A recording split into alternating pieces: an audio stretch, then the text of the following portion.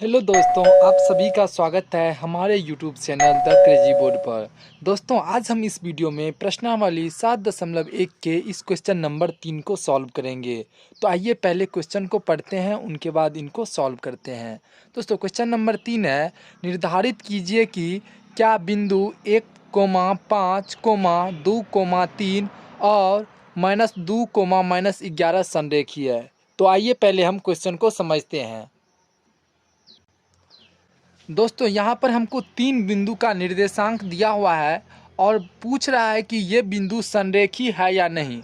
दोस्तों, संरेखी का मतलब हुआ एक ही रेखा पर है या नहीं। तो मान लेते हैं कि हम तीनों बिंदु का निर्देशांक, दोस्तों एक बिंदु मान लीजिए ए है जिनका निर्देशांक 1,5 है, 1,5 है।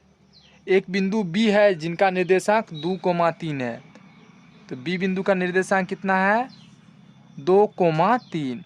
और एक बिंदु सी है जिनका निर्देशांक क्या है? -2, -11, -2, -11।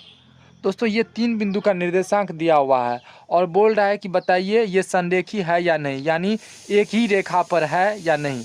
तो दोस्तों, अगर ये संरेखी होगा मतलब एक ही रेखा पर होगा तो हम यहाँ पर लिख सकते हैं AC बराबर AB plus BC, AB plus BC। यानी हम AB और BC को जोड़ेंगे तो हमको AC आ जाएगा। मान लीजिए AB का वैल्यू अगर रहेगा 3 और BC का अगर वैल्यू रहेगा 5, तो 3, 5 को अगर जोड़ेंगे तो AC का वैल्यू कितना आना चाहिए? 8। तो दोस्तों, इस तरह से AC बराबर AB प्लस BC होना चाहिए। तो सबसे पहले इस बिंदु का हम नामकरण कर लिए। तो यहाँ पर लिखिए हल, और मान लेते हैं, माना कि बिंदु ए, इनका कोऑर्डिनेट क्या है? 1,5 है, 1,5 है। और बिंदु बी, इनका कोऑर्डिनेट क्या है? इसका कोऑर्डिनेट है 2,3। यहाँ पे लिख दीजिए 2,3 है। तथा बिंदु सी, इसका कोऑर्डिनेट कितना है? इसका कोऑर्डिनेट है -2, -11, -2, -11 है। दोस्तों, ये 3 बिंदु का हम कोऑर्डिनेट मान लिए। ए का कोऑर्डिनेट 1,5, बी का कोऑर्डिनेट 2,3 और सी का कोऑर्डिनेट -2, -11। अब हम दूरी सूत्र से सबसे पहले हम ए बी कैलकुलेट करेंगे।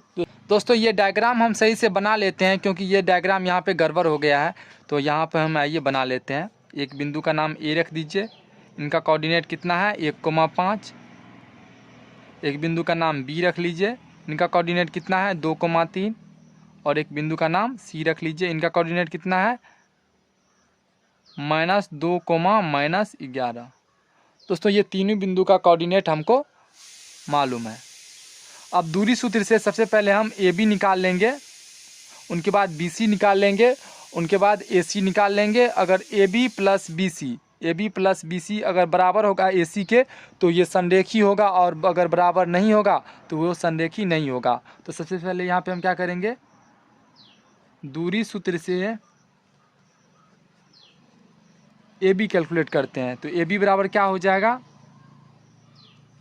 √x2 माइनस x1 का whole square plus y2 minus y1 का होल स्क्वायर। दोस्तों, ए बी में x2 क्या हो जाएगा? तो दोस्तों यहाँ पर x2 हो जाएगा 2, तो यहाँ पे दे देंगे 2 माइनस x1 क्या हो जाएगा? पहले वाला हो जाएगा x1, तो x1 इसमें हो जाएगा 1, इनका होल स्क्वायर प्लस y2 क्या हो जाएगा? तो y2 हो जाएगा 3, और y1 यानी पहला वाला हो जाएगा y1, तो y1 हो जाएगा 5। तो 3 माइनस 5, इनका होल स्क्वायर है तो होल स्क्वायर कर देंगे। रूट अंडर, अगर 2 में से अगर 1 जाएगा तो क्या हो जाएगा? 1, इनका स्क्वायर प्लस, दोस्तों यहाँ पर 3 माइनस 5, तो यहाँ पे क्या हो जाएगा? ये हो जाएगा -2, इनका स्क्वायर है तो हम स्क्वायर कर देंगे, बराबर रूट अंडर 1 का स्क्वायर करेंगे तो क्या होगा? 1, और -2 का स्क्वायर करेंगे तो ये हो जाएगा 4। क्योंकि -2 का अगर हम स्क्वायर करेंगे तो हो जाएगा -2 गुना -2। तो यहाँ से माइनस माइनस हो जाएगा प्लस, और 2 दूना 4, यहाँ पे हो जाएगा 4। अब 1 + 4 ये हो जाएगा √5। तो दोस्तों ए बी कितना आया, तो दोस्तों ए बी आया हमको √5। ये ए बी का वैल्यू कितना आया हमको, √5। अब हम फिर से इसी तरह से बी सी कैलकुलेट करेंगे। तो आइए पहले हम बी सी कैलकुलेट करते हैं। तो यहाँ पे हम लिखेंगे पुनः, नहीं तो यहाँ पे लिखिए और बी सी बराबर क्या हो जाएगा, बी सी बराबर भी इसी तरह से हम फार्मूला लिखेंगे x2 - x1 का होल स्क्वायर और y2 - y1 का होल स्क्वायर। तो चलिए हम डायरेक्ट यहाँ पे कर देते हैं। तो BC में x2 क्या हो जाएगा, इसमें x2 हो जाएगा -2, तो यहाँ पे दे दीजिए -2 माइनस x1 क्या हो जाएगा 2, तो हो जाएगा 2, यानी x2 - x1 का होल स्क्वायर प्लस y2। तो इसमें y2 क्या हो जाएगा BC के लिए, BC के लिए y2 हो जाएगा -11। तो यहाँ पे दीजिए -11 माइनस y1, तो y1 कितना हो जाएगा 3, तो यहाँ पे दे दीजिए 3 इनका स्क्वायर, यानी x2 - x1 का whole square plus y2 - y1 का होल स्क्वायर। अब बताइए यहाँ पर -2 है, -2 है। अब बताइए यहाँ पर -2 और -2 है, तो ये दोनों का साइन सेम है, तो ये क्या हो जाएगा, जुड़ जाएगा। तो यहाँ पे हो जाएगा -4 का स्क्वायर प्लस यहाँ पे है -11 और -3, इसमें भी साइन सेम है, ये दोनों भी जुड़ जाएगा। तो ये हो जाएगा -14 का स्क्वायर। 4 का स्क्वायर करेंगे तो कितना हो जाएगा, तो दोस्तों ये हो जाएगा 16, माइनस माइनस हो जाएगा प्लस, फिर यहाँ पे 14 का स्क्वायर करेंगे तो कितना हो जाएगा। तो दोस्तों आइए 14 गुना 14 करते हैं, क्या हो जाएगा, 14 चौके 56, 14 6 5 4 9 196, और ये माइनस माइनस प्लस ये हो जाएगा, तो यहाँ पे हो जाएगा 196। अब इन दोनों को आइए जोड़ते हैं, कितना हो जाएगा, 6 6 12 हासिल 1, 9 1 10 1 11 हासिल 1 और 1 1 2, 212। तो दोस्तों BC का वैल्यू कितना आया, 212। तो दोस्तों यहाँ पे लिख दीजिए BC का जो वैल्यू आया √212। तो BC का वैल्यू √212 आ गया। अब आइए अब हम AC कैलकुलेट करते हैं, वो कितना आता है। दोस्तों आइए अब जो है हम AC कैलकुलेट करते हैं। तो यहाँ पे हम लिखेंगे और AC बराबर,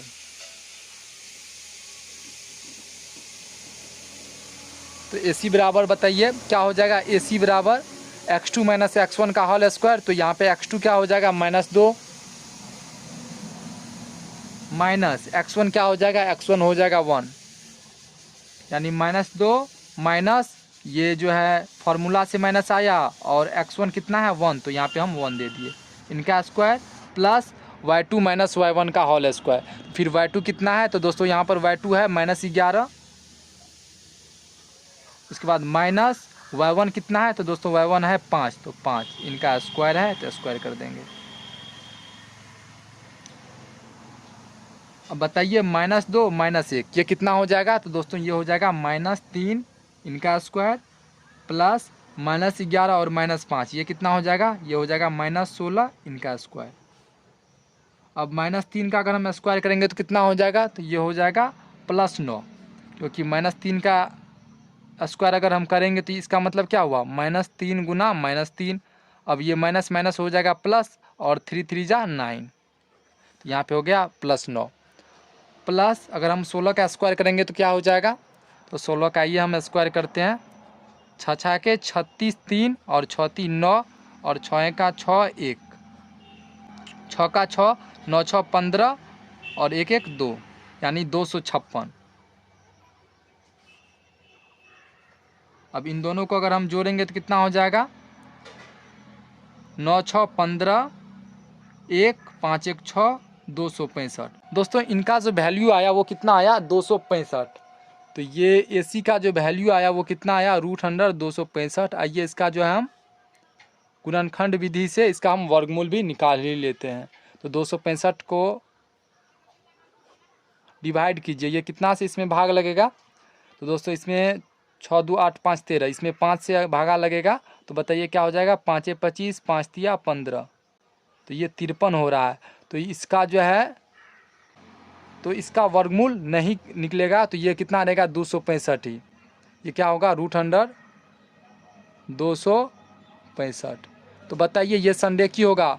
√5 और √212 को अगर हम जोड़ेंगे तो √265 होगा। तो दोस्तों ये नहीं होगा।